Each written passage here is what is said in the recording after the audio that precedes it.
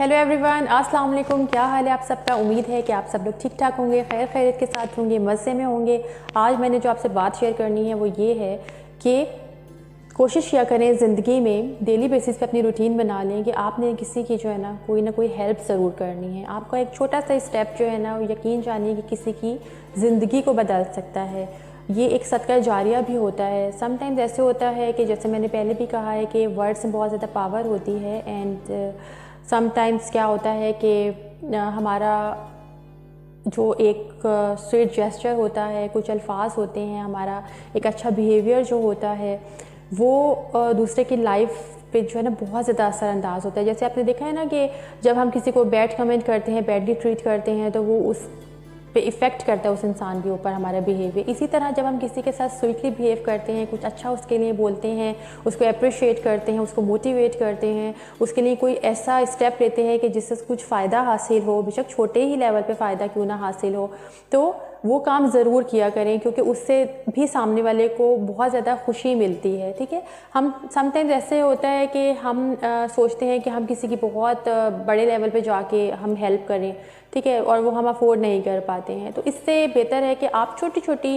चीज़ों में जो है ना आप दूसरे की मदद कर सकते हैं। आप किसी ज़रूरतमंद को थोड़ा सा पैसे दे सकते हैं, आप किसी भूखे को खाना खिला सकते हैं, किसी के पास अगर पहनने के लिए कपड़े नहीं हैं तो आप उसको वो दे सकते हैं।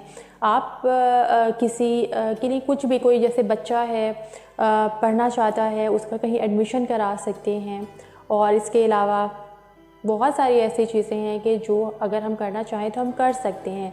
लेकिन हम क्या करते हैं कि हम हमेशा मैंने बहुत सारे लोगों को देखा है कि वो ये कोशिश करते हैं कि इस छोटी सी हेल्प से क्या होगा, या वो ये सोचते हैं कि हमें किसी बड़े लेवल पे जाके हेल्प करनी चाहिए, बट वो हम अफोर्ड नहीं कर पाते हैं समटाइम। इससे क्या होता है कि हम वो जो एक छोटी सी नेकी होती है ना उससे भी हाथ धो बैठते हैं।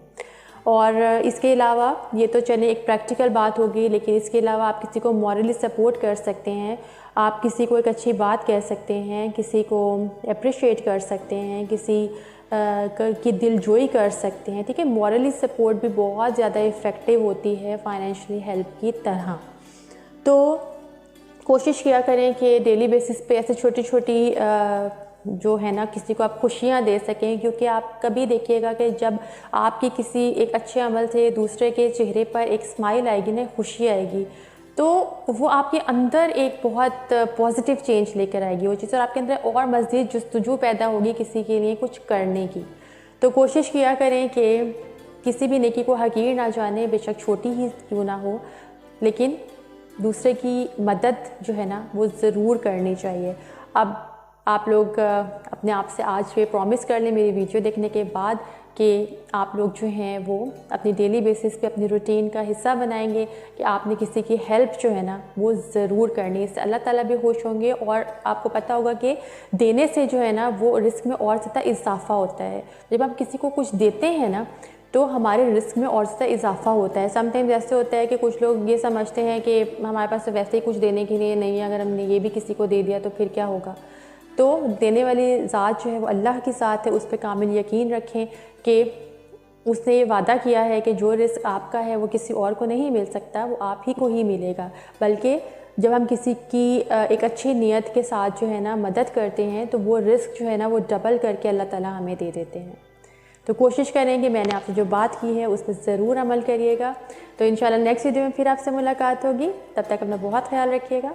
अल्लाह हाफ़िज़।